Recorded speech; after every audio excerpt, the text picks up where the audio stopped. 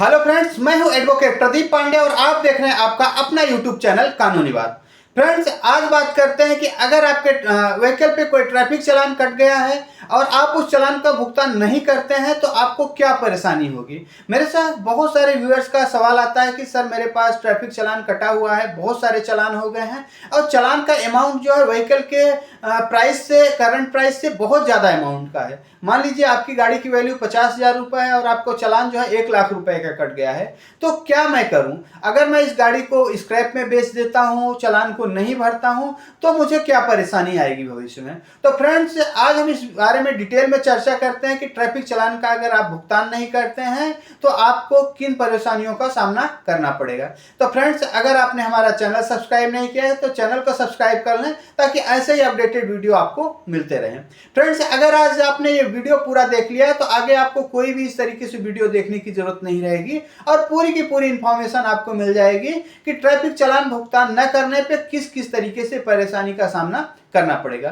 Friends, video हो सकता है थोड़ा लंबा हो जाए, लेकिन आपको यहाँ पे पूरी की पूरी जानकारी हमारे द्वारा दी जाएगी। फ्रेंड्स, अगर किसी व्हीकल पे चालान कटा हुआ है तो उस पे आपको 3 तरह से परेशानियां आ सकती हैं।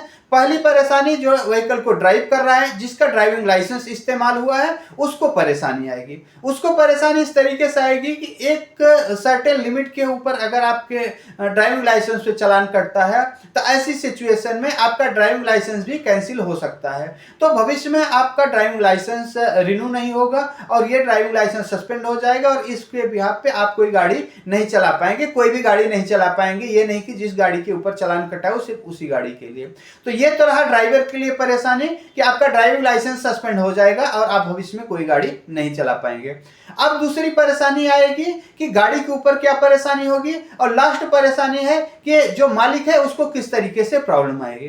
तो फ्रेंड्स, अब बात करते हैं गाड़ी के ऊपर क्या प्रॉब्लम आएगी। अगर आपके व्हीकल पे बहुत सारे चालान कट गए हैं और आप रोड पे चलते हैं और आपने ट्रैफिक पुलिस ने रोक लिया और देख लिया कि आपके चालान बहुत ज्यादा पेंडिंग है, 10 चालान, 20 चालान, 30 चालान, मैंने देखा है 100 चालान लोगों के पेंडिंग रहते हैं। ऐसी सिचुएशन में ट्रैफिक पुलिस आपको रोक सकती है और आपकी गाड़ी को सीज कर सकती है कि आप इस तरीके से रोड पे हुड़दंग करते हैं, इतना ट्रैफिक का वायलेशन करते हैं, आप इन चालान को पहले क्लियर करें, उसके बाद ही आपकी गाड़ी को छोड़ा जाएगा। तो आपको सबसे पहले तो आपकी गाड़ी वहां पे सीज हो सकती है। दूसरी प्रॉब्लम यह है कि जब भी कभी आप गाड़ी को बेचने के लिए जाएंगे, आरसी ट्रांसफर कराने के लिए जाएंगे, अगर आपके व्हीकल पे एक भी चालान पेंडिंग है तो आपकी गाड़ी ट्रांसफर नहीं हो पाएगी, आपके नाम से ट्रांसफर नहीं होगी, आप गाड़ी को सेल आउट नहीं कर पाएंगे।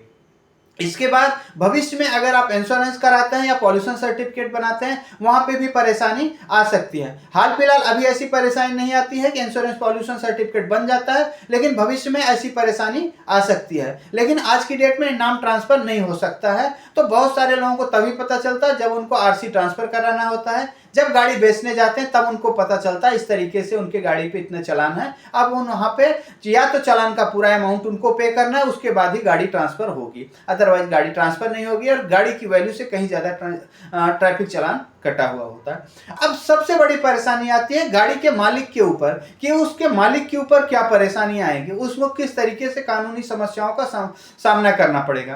फ्रेंड्स, तो अगर आपके ऊपर ट्रैफिक चालान कटा हुआ है, आपके नाम पे है, तो अगर आपने एक सर्टेन टाइम तक आपको दिया जाएगा, मान लीजिए 2 महीने का, 3 महीने का टाइम दिया गया है, ऑनलाइन अगर आप चाहें तो उस चालान का आप पेमेंट कर सकते हैं। पहले क्या होता था कि ट्रैफिक पुलिस आपसे रोकती थी और ऑन द स्पॉट वहां पे चालान काटती थी और आप कई बार उसमें साठ गांठ कर लेते थे, जो भी करते थे वो आपको पता है, और वहां पे चालान आपका नहीं कटता था।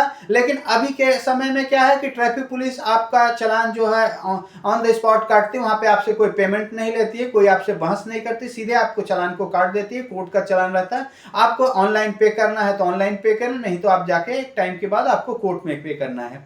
इसके साथ ही साथ बहुत सारे शहरों में कैमरे लगा दिए गए हैं जहां पे कोई बहस करने की बात नहीं, किसी से कुछ कहने की जरूरत नहीं, सीधे अगर आपने वायलेशन किया है तो वहां पे आपका कैमरा जो है चालान काट देगा और आपके घर पे चालान को भेज दिया जाएगा, या फिर आपका मोबाइल नंबर अपडेटेड है तो आपके मोबाइल पे एसएमएस भी आ जाएगा। साथ ही साथ ट्रैफिक पुलिस भी क्या करती है, अगर ट्रैफिक फ्लो में जा रहा है तो वहां पे किसी को वायलेशन पे रोकती नहीं है, क्योंकि रोकने पे बहुत सारा डिस्टर्बेंस हो जाता है। तो मान लीजिए कि आप विदाउट हेलमेट जा रहे हैं, विदाउट सीट बेल्ट जा रहे हैं, या फिर मोबाइल पे बात करते हुए जा रहे हैं, तो वहां पे आपके मोबाइल से एक फोटो खींच ली जाती है और आप चले जाते हैं। ट्रैफिक पुलिस उसको अपने सॉफ्टवेयर पे आपकी फोटो के साथ अपडेट कर देती है और आपका चालान काट देती है। तो जरूरी नहीं कि आपको कोई पुलिस वाला रोके तभी आपको पता चले कि आपका ट्रैफिक चालान कटा हुआ है। अगर आप ट्रैफिक का वायलेशन कर रहे हैं तो आपका ऑनलाइन भी चालान कट जाएगा और ये आपको पता भी नहीं चलेगा अगर आपका मोबाइल नंबर अपडेटेड नहीं है या फिर ऑनलाइन आप चेक नहीं करते हैं। अब बात करते हैं कि मेरा ट्रैफिक चालान कट भी गया, ऑनलाइन आ भी गया, अब मैं उसको नहीं पे करता हूं तो मुझे क्या होगा। ठीक है, तो फ्रेंड्स अब बात करते हैं कि अगर एक सर्टेन टाइम तक आपने पेमेंट नहीं किया तो ऑनलाइन पेमेंट करने का ऑप्शन बंद हो जाएगा और ट्रैफिक चालान रेगुलर कोर्ट में भेज दिया जाएगा। जब आपका ट्रैफिक चालान रेगुलर कोर्ट में भेज दिया जाएगा तो आप वहां पे ऑनलाइन पेमेंट नहीं कर पाएंगे, अब आपको कोर्ट में जाके पेमेंट करना है। तो या तो आप खुद से कोर्ट में जाएं, अपने चालान का भुगतान करें, या फिर आपके घर पे नोटिस आएगा कि आपका ये चालान कटा हुआ, इस डेट को आप फला मजिस्ट्रेट साहब के सामने आप आइए और अपने ट्रैफिक चालान का भुगतान करें, या भी जो भी आपको कहना है, जो भी आपको परेशानी थी, अपनी बात वहां पे रखें, आपको बात रखने का मौका दिया जाएगा। ठीक है, अब इसके बाद भी नोटिस आने के बाद भी आप नहीं जाते हैं, इस नोटिस आने के बाद नहीं आता है तो आपके पास एक वारंट कट जाएगा। आपका पहले अवेलेबल वारंट कटेगा, अवेलेबल वारंट कटने के बाद भी अगर आप नहीं जाते हैं तो आपका नॉन अवेलेबल वारंट कटेगा, और नॉन अवेलेबल वारंट कटेगा तो आपको पुलिस यहाँ से उठा के ले जाएगी घर से, आपको मजिस्ट्रेट साहब के सामने पेश करेगी, उसके बाद आपको वहाँ जेल भी भेजा जा सकता है। अगर आपको जो ट्रैफिक चालान का अमाउंट है वहाँ पे मजिस्ट्रेट साहब को बताएंगे, आपको अमाउंट पे ही करना है, क्योंकि वो एक ऑर्डर हो गया, मजिस्ट्रेट साहब के ऑर्डर की अवहेलना आप नहीं कर सकते हैं और वो अमाउंट पे ही करना है। सिर्फ आपके पास ये ऑप्शन है कि आप एक एप्लीकेशन लिख के ये बोल सकते हैं कि अभी मेरे पास परेशानी है, अभी मैं पैसे इमीडिएट नहीं पे कर पा रहा हूं,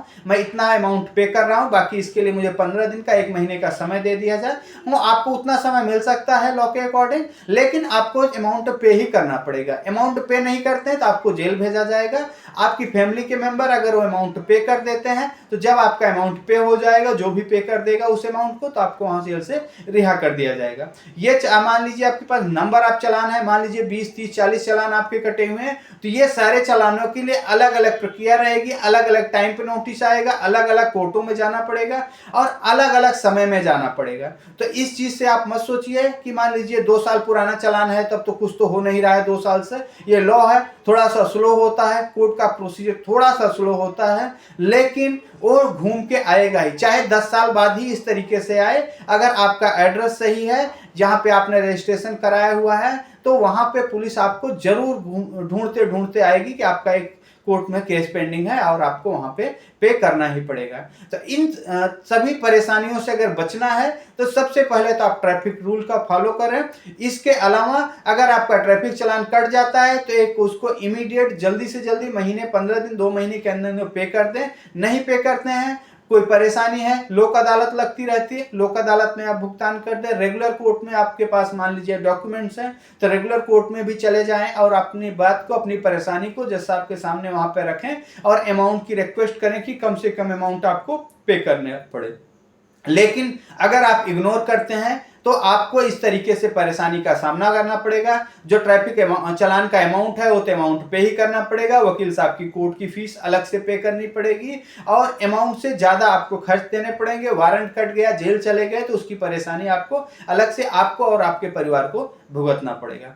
तो फ्रेंड्स, इस तरीके से आप सावधानी बरतें और इसको इग्नोर ना करें। आपके इग्नोरेंस हो सकता है आपके लिए बहुत बड़ी परेशानी का कारण बन जाए। उम्मीद करता हूं फ्रेंड्स आपको हमारा वीडियो पसंद आया होगा। अगर आपको हमारा वीडियो पसंद आया तो ज़्यादा से ज़्यादा लोगों तक शेयर करें और चैनल को सब्सक्राइब कर लें ताकि आपको ऐसे अपडेटेड वीडियो मिलते रहें। अगर आपका कोई सवाल है तो आप हमें कमेंट्स करके पूछ सकते हैं। अगर आपको कोई लीगल हेल्प की रिक्वायरमेंट है, आपका कोई ट्रैफिक चालान दिल्ली में, नोएडा में, गाजियाबाद में कटा हुआ है, उसको आप हमारे द्वारा सॉर्ट आउट करना चाहते हैं, उसका सेटलमेंट करना चाहते हैं, तो आप हमारे दिए गए व्हाट्सएप नंबर पर हमारी टीम से कॉन्टेक्ट कर सकते हैं। हम कोशिश करेंगे आपको जल्दी से जल्दी कम से कम अमाउंट में आपको यहाँ पे सेटलमेंट करा दिया जाए। तो उम्मीद करता हूँ फ्रेंड्स आपको सारी चीज़ें समझ आ गई होंगी और आगे से आप अपने ट्रैफिक का नियमों का पालन करेंगे और कोशिश करेंगे कि इस तरीके से चालान आपके ऊपर न कटे।